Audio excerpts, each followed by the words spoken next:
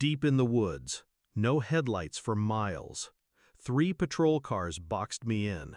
One of them stepped out first, Sergeant Hayes, my wife's lover, the one my son had caught her with before he died in an accident.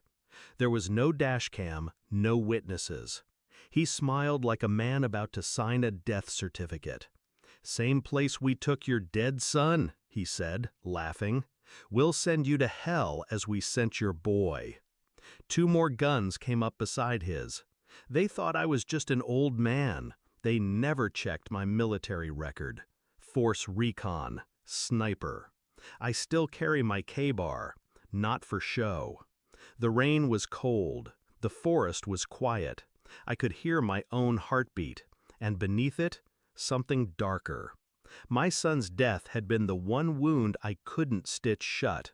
A car crash, they said, single vehicle, no skid marks, case closed.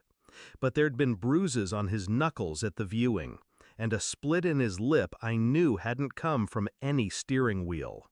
When my wife avoided my eyes at the funeral, I thought it was grief. Now I know it was something else. Hayes had been around ever since, fixing things around the house, talking to her in low voices that stopped when I walked in. She said he looked out for us because I was gone so much. I'd been naive enough to believe it, or maybe I'd wanted to. The moment he said my son's name tonight, the puzzle assembled itself. The image was uglier than I'd imagined. I didn't fight that night, not yet. I played their game, hands up, calm, let them search me. Let them think the knife was my only weapon. They didn't know the real one was patience. Over the next week, I began to move like a shadow. I pulled my son's case file from an old contact in internal affairs. Parts were missing, statements redacted, the crash photos gone. But I found the tow yard that had handled the wreck. Cash bought me a look. The driver's door had been caved in. The impact angle was wrong for a single vehicle skid. Blood on the passenger side headrest, too high for my boy. I traced the chain. That blood was Hayes. Back home, my wife's phone was exactly where she always left it while she showered. Her passcode hadn't changed. The texts were surgical in their cruelty. Plans, rendezvous, and one message: it's done. No more loose ends. My hands didn't shake. Inside, the storm was growing. 3 days later, I had enough. I waited until she was in the kitchen, back to me, stirring tea. I slid the printed photos of the wreck, the text messages, and Hayes's disciplinary record onto the table. She glanced down. Her hand froze mid-stir. "Where did you get—" I didn't answer. I just watched her. Her pupils widened. She knew lying was pointless. "You don't—" she started.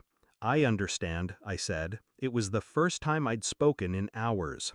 "I understand exactly." The quiet between us was worse than shouting. She tried to touch my arm. I stepped back. Her face broke. Mine didn't.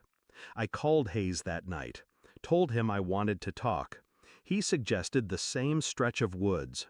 When I arrived, he was alone. No badge, no backup. I tossed him an envelope. He caught it, opened it. The color drained from his face. Photos, text transcripts, and a copy of an anonymous tip already sent to the state AG's office. "You son of a—" "You killed my boy," I said. Calm, flat. "No badge will save you now." His mouth worked, but no sound came. "By morning, your wife will know. The department will know. Every reporter in the county will know. And you'll wish I'd just left you in the dirt that night." I turned my back on him. That was the part that cut the deepest. Not killing him. Not giving him the closure of an end. I didn't go home. Home had been burned to its foundations long ago.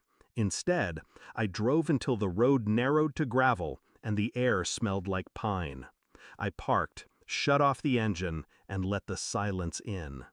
I thought about my boy, about the fight he must have put up, about how much of me he'd carried without knowing it.